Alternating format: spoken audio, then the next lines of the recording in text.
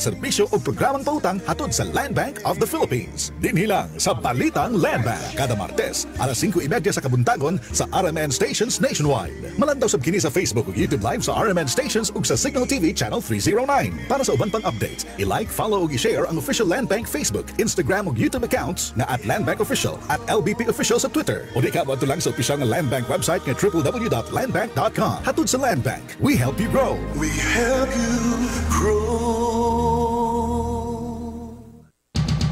Ito ang DXDR 981 sa Dipolog City. Basta balita at serbisyo publiko. Tatak RMN. En Fátima dolorosa mostraste el fuego infernal, pidiendo para salvarnos tu corazón venerar. Ave María, Ave María, Ave María, Ave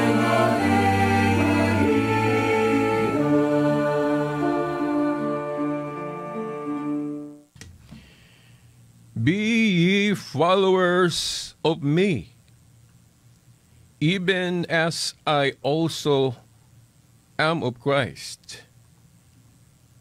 Himuapog ko ninyo nga panig-ingnan, ingon nga akong gihimong panig-ingnan ang atong Ginoong Hesukristo. Mga pulong ni Apostol Pablo nga atong mabasa sa Unang Korinto, Kapitulo 11, versikulo 1. No? Nganong mauni ang atong giuna pagbasa karon ni ining atong laing segment sa tulumanon, ang kahayag sa pagtuong Katoliko nga akong usbon pagbasa sa diretso na ta sa Binisaya. Matud pa ni Apostol Pablo, himuapog ko nga inyong panig-ingnan. Example no sa English. Himua ko ninyo nga panig-ingnan, maingon nga akong gihimong panig-ingnan ang atong Ginoong Hesukristo. Sa ngalan sa Amahan, sa Anak, sa Espiritu Santo. Amen.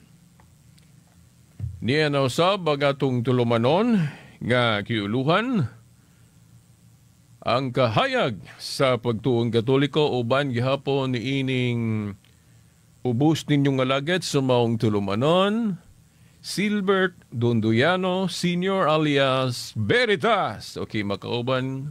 Sige hapon nato ang atong mga kasama sa technical side. Si kasamang radyoman Danny Luod o gusab si kasamang radyoman Tax Ilumba.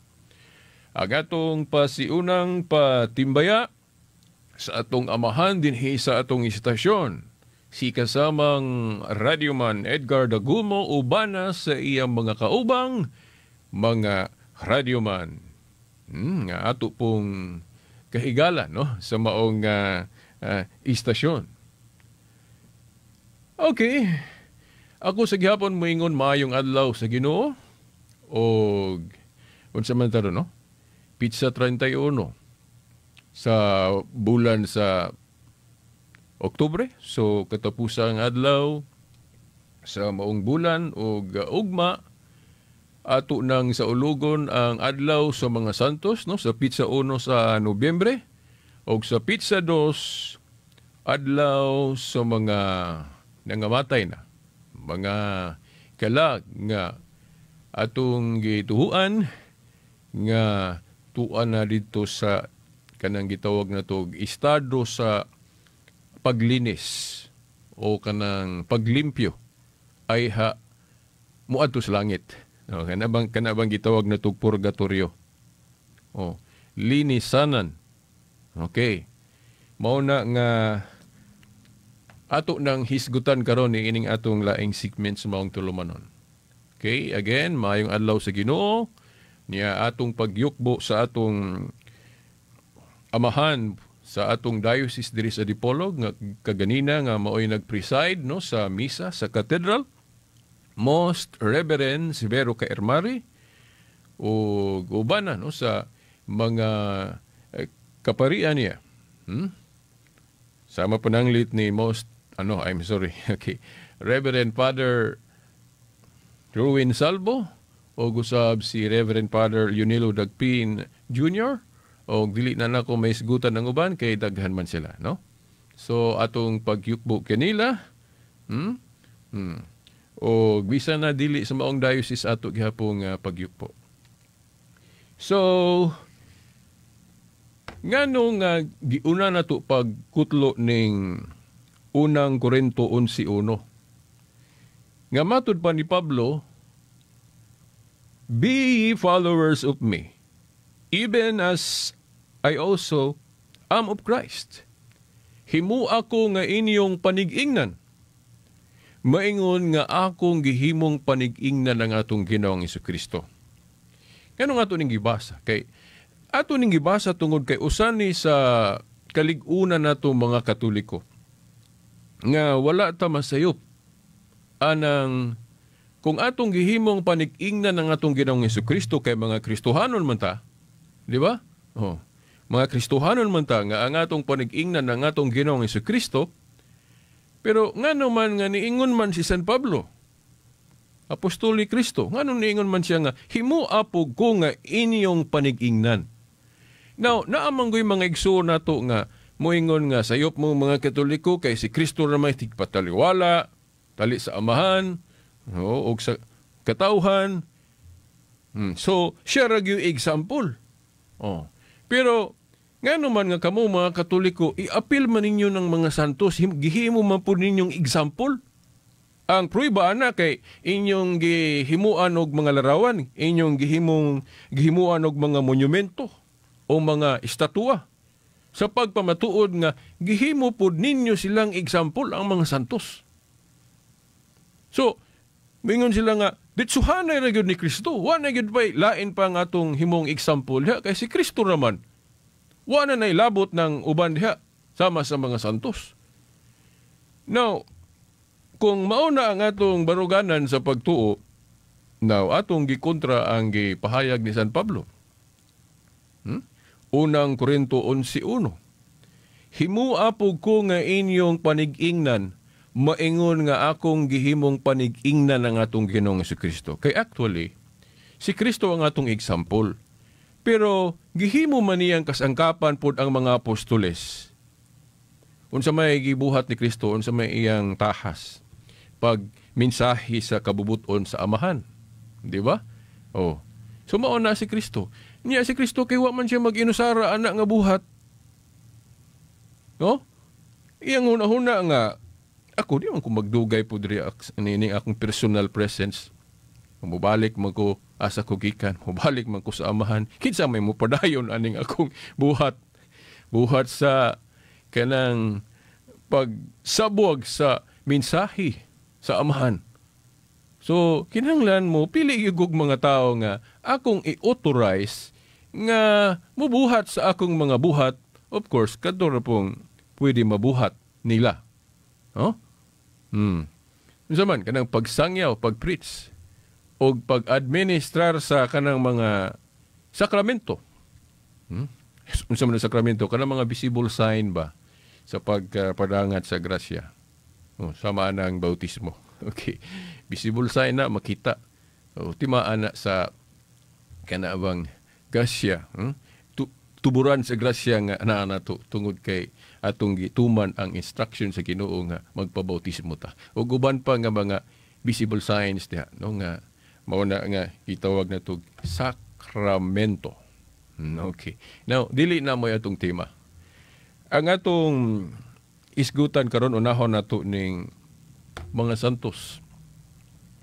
Kay ugma ato namang sa ulugo ng adlaw sa mga santos. Naara ba yung uban mo ingon nga asa man na sa Biblia Veritas nga magsaulog tag adlaw sa mga santos itunong anang Nobyembre 1 then adlaw sa mga kalag nga nagtuo mo nga tuwa na sa estado nga linisan sa nga aron makasakanas langit kanang gitawag ninyong purgatorio.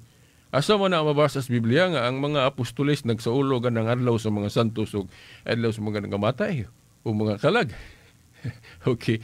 Now, ang atong tubagan na dili tanang mga gibuhat nato ron nga wala pa gibuhat panahon sa mga apostoles nga sabto na nato nga nahiwi na ta o nasayop na ta kay nganong gihimo nato na nga wa man na gibuhat panahon pa sa mga apostoles.